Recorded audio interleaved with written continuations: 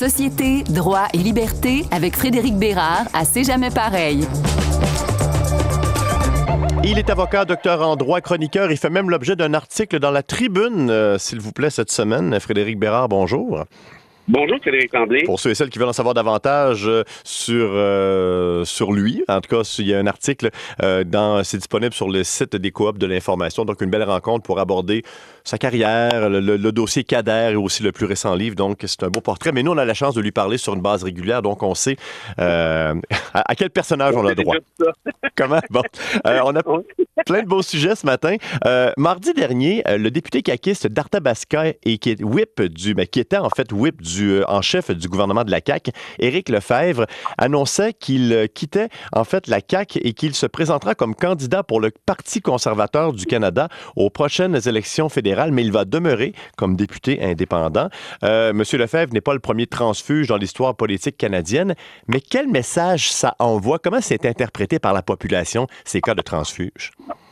Bon, de manière générale, c'est assez mal vu. C'est très, très rare, Frédéric, un transfuge qui change de parti en plein mandat et qui réussit à se faire réélire pour un autre parti sous une autre bannière par la suite. Dans le cas de M. Lefebvre, évidemment, ça ne s'appliquera pas puisqu'il a décidé de se présenter au fédéral, mais reste qu'il y a quand même un déficit de légitimité là, ici. Pourquoi? Parce que, et ça c'est bien connu en sciences politiques, les gens ne votent pas pour le candidat ou la candidate, mais il ou elle vote pour le parti comme tel. L'impact d'un candidat là, lui-même là, dans les comtés plus, je dirais, ruraux, en guillemets, où les gens se connaissent habituellement davantage, on calcule à peu près un 10-15% d'influence. Alors qu'en ville, c'est encore beaucoup moins que ça.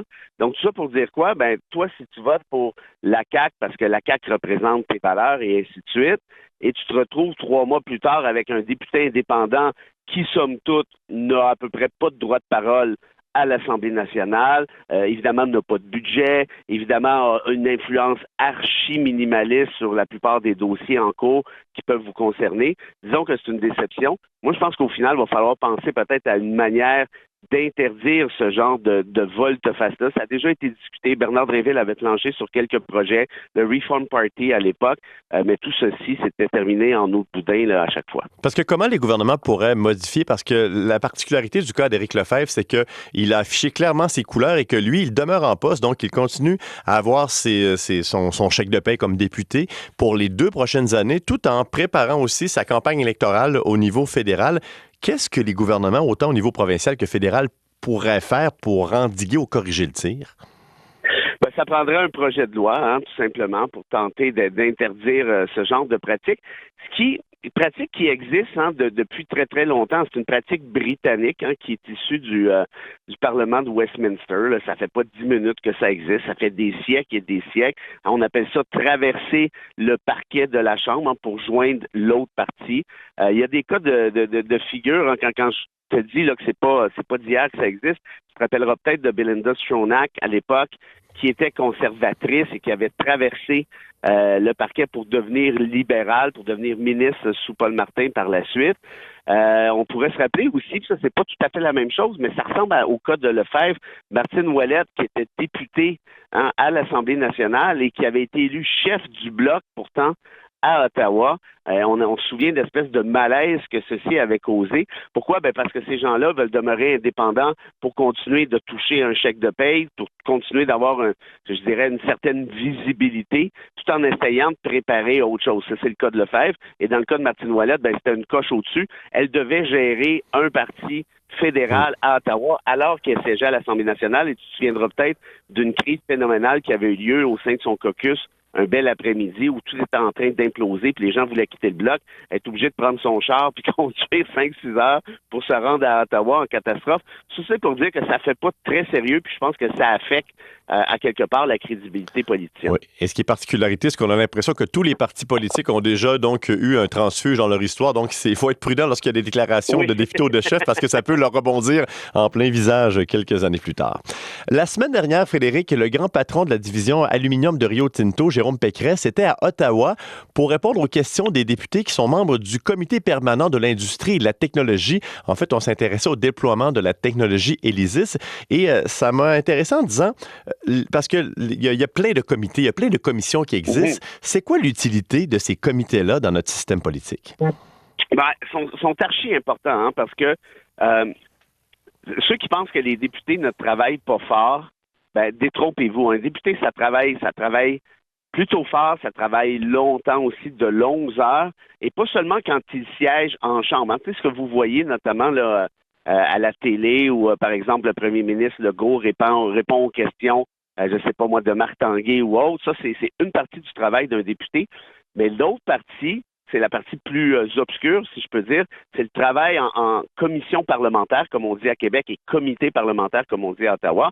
Et c'est un job qui est archi-névralgique, qui est celui, notamment, d'analyser les projets de loi. Première lecture, deuxième lecture, troisième lecture, s'assurer que les articles de loi tiennent la route. On entend pour ça, Frédéric, des experts, par exemple des profs d'université. On va entendre aussi d'autres intervenants, comme par exemple le président de Rio Tinto, qui va venir expliquer la situation de son entreprise. Attention, si vous faites ci, il va arriver ça, et ainsi de suite. Donc, le volet législateur du député se retrouve essentiellement dans ce job-là, dans un comité. Il y a aussi, ou commission, il y a aussi un autre volet, et c'est à celui-ci que tu réfères, je crois, qui est un volet plus, qui est moins normatif. Donc, qui n'est pas nécessairement d'amender des projets de loi ou d'en discuter dans le détail, mais de discuter d'une situation de manière un petit peu plus, je dirais, générale. Par exemple, tu te rappelles, l'année dernière, à peu près à pareille date, le comité à Ottawa sur les affaires étrangères s'est réuni à maintes reprises pour évaluer toute la question de l'ingérence potentielle de la Chine. Alexandre Trudeau est allé témoigner à ce comité-là et beaucoup d'autres. Pourquoi? Parce qu'on essaie de savoir qu'est-ce qui se passe, qu'est-ce qu'on pourrait faire, et par la suite, on peut, par exemple, faire un rapport qu'on pourra émettre publiquement, évidemment, le donner au ministre des Affaires étrangères. Voici nos conclusions, nos recommandations, et ainsi de suite. Donc, moi, je te dirais que ces comités-là, ces commissions-là, font un travail souvent qui est beaucoup plus intéressant, beaucoup plus constructif, peut-être même beaucoup plus intelligent, et je le dis en tout respect, que l'espèce de show qu'on peut voir là à l'Assemblée nationale ou aux communes, où on essaie de coincer son adversaire avec une question ou encore avec une réplique. Vraiment intéressant. Et on va terminer inévitablement avec Donald Trump, parce qu'on va parler d'outrage, surtout outrage au tribunal ou encore son manque de respect. Si toi, on manque de respect face à l'appareil judiciaire, il y a des chances qu'on paye le prix. Soit qu'on se ramasse en prison ou encore qu'on a une amende. Et on se demande si Donald Trump va un jour subir les conséquences justement de ses nombreux outrages ou de son manque de respect face au système judiciaire. Pourquoi il s'en sort encore et toujours? Bon, tu as raison de dire dans un premier temps que chaque citoyen peut être condamné pour un outrage. Moi, comme avocat, bon, évidemment, je suis citoyen, donc je peux être condamné pour outrage, mais en plus de ça, si je ne respectais pas une ordonnance du tribunal, crois-moi que je serais joyeusement dans le trouble avec le syndic du barreau du Québec qui pourrait demander ma radiation potentiellement. Dans le cas de Trump, on a comme l'impression qu'il y a un monde parallèle qui s'est créé depuis 2015-2016 avec l'arrivée en politique de Trump. Ceci dit, je suis pas certain, moi, que la décision est déjà écrite, puis je m'explique un peu. C'est que c'est facile de faire un show politiquement parlant, avec les médias, sur les médias sociaux, à raconter n'importe quoi. Mais arrive un moment donné où la réalité pourra peut-être rattraper Trump. Et cette réalité-là, c'est quoi? C'est la réalité de l'État de droit. Un État de droit, c'est probablement, en fait, assurément, à mon avis du moins, l'antidote par excellence contre l'arbitraire. Et qu'est-ce que j'entends par arbitraire? C'est qu'à un moment donné, ça suffit, là, les folies, ça suffit de dire n'importe quoi, puis ça suffit de défier l'institutionnel. Rappelle-toi quand, il y a de ça quelques semaines, la Cour lui a ordonné de verser une caution de X centaines de millions. Il a trouvé l'argent. Pourquoi? Parce qu'il arrive un moment donné où si l'État de droit veut encore dire quelque chose, ça veut dire qu'il faut encore respecter l'institution, à défaut de quoi on va être joyeusement dans le trouble. Et dans ce cas-ci, écoute, c'est quand même spectaculaire, là. Tu as eu un tribunal qui a été obligé de lui dire, qui est obligé d'ordonner la chose suivante.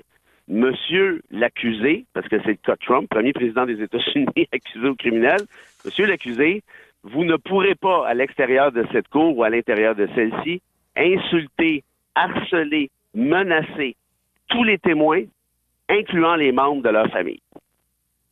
Mais est-ce qu'il le fait? Parce que parfois, Trump sur les plateformes, sur les médias sociaux, parfois, il se gâte encore, là. Oui, mais Trump n'est pas capable de s'empêcher. Écoute, franchement, on n'a pas besoin d'étudier en psychiatrie trop fort pour savoir que ce gars-là a tous les traits narcissiques d'un fasciste, là, essentiellement. Il se croit au-dessus de la loi. Et moi, c'est pour ça que tous ces procès-là qui ont lieu ou qui vont avoir lieu en rapport à Trump, pour moi, c'est le test par excellence de la démocratie américaine et c'est le test de l'État de droit américain. Dans l'optique aussi, il réussit à s'en sortir au final, bien franchement, puis je le dis même pas de manière apocalyptique, je pense que je le dis de manière très empirique, ce sera probablement fini de l'État de droit et de la démocratie américaine parce que ça voudra dire que la loi ne s'applique plus à tous, que certains pourront avoir une espèce d'aura qui leur permettront de s'échapper, contrairement au reste. On espère qu'on ne se rendra pas là. Frédéric Bérard, avocat, docteur en droit et chroniqueur à C'est jamais pareil. Merci beaucoup. À plaisir, à bientôt. Au revoir.